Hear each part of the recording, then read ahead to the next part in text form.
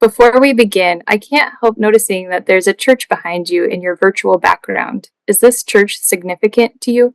Well, thank you for noticing, Kelsey. The church behind me is Church on the Hill in Lenox, Massachusetts. It is where I was baptized. So I am what some folks call Cradle UCC. That's wonderful. Thank you for sharing. All right, back to sustainable bonds. Let's start with the basics. Could you explain to our audience a layperson's definition of a sustainable bond? How are they different or similar to a traditional corporate bond? So a sustainable bond is very similar to a traditional corporate bond, except for what we call the use of proceeds.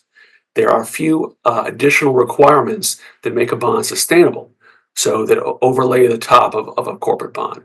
So, for example, in a traditional corporate bond, the money raised through the bond financing could be used for any various types of purposes, to refinance debt, to build a new factory, or et cetera.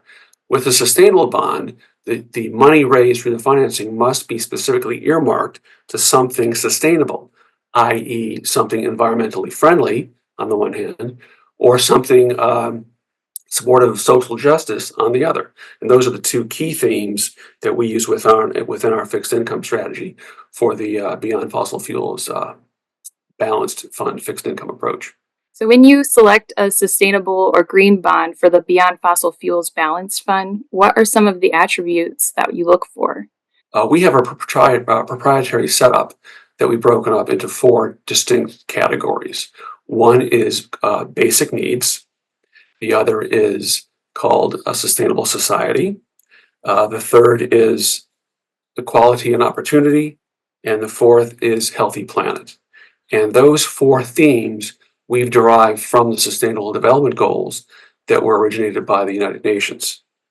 So within those themes, we look for bonds to populate the sustainable portion of the portfolio. The Beyond Fossil Fuels Balanced Fund strategy has been one of UCF's most popular fund options for our clients, growing over the past decade from 20 million in assets to now over 250 million in assets. As we celebrate the 10-year anniversary of the BFF strategy, what do you think is next on the horizon for values-based bond investors? Good question, but also a tough question. In the bond market, we can invest only in what is made available to us. For example, in the 10 years that we've been investing in sustainable bonds, we've found very few bonds that are supportive of women. So in our efforts to invest on behalf of UCF generally and the Beyond Fossil Fuels Balance Fund fixed income strategy specifically, my team, we always keep in mind the general spirit of certainly of the UCC and of UCF.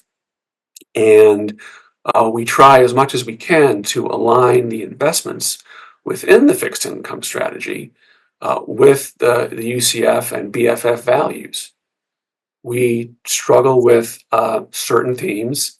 Let me say that while the directive of the strategy is beyond fossil fuels, you can see from our conversation that we've taken the approach to go well beyond fossil fuels into as many parts of the green bond market as we can. And we've extended this. Not more recently, we're not as experienced in social justice bonds as we are in green bonds. Call it 5 years for social bonds, 10 years for green. But we've really tried to broaden the scope of our approach based on the values alignment endeavor with UCF and BFF.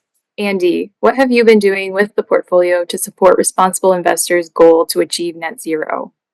We have just this past year really focused on this. Carbon intensity is a big deal. And while we had made progress over time in different ways, over the past 7 or 8 months, we've really endeavored to reduce the carbon intensity of the Beyond Fossil Fuels fixed income portion.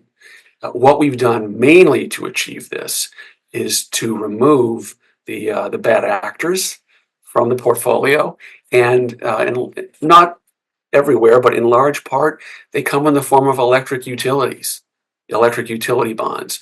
So on the one hand, we have bonds that are traditionally more conservative. There's a place for them in the portfolio, but they also are very carbon intensive. So what we did is some extensive analysis to figure out how can we maintain the yield that comes with those utility bonds, and how can we maintain the risk profile that comes with those utility bonds, but get rid of the carbon intensity exposures, or at least reduce them significantly. So after some varied types of analyses, we basically swapped out several of these bond positions into something else, into other opportunities. And by doing so, over time, we were able to reduce our exposures, our carbon intensity exposures within the portfolio, down to about 16% of our benchmark index. So we did not achieve net zero in this portfolio yet, but we made significant headways. Thank you, Andy. On behalf of our UCF team and our valued clients, we are grateful to you for sharing your expertise. I'm happy to be here. And thank you to all who watched this video. If you have any questions, please don't hesitate to contact us at 877-806-4989 or email us at info@ucfunds.org.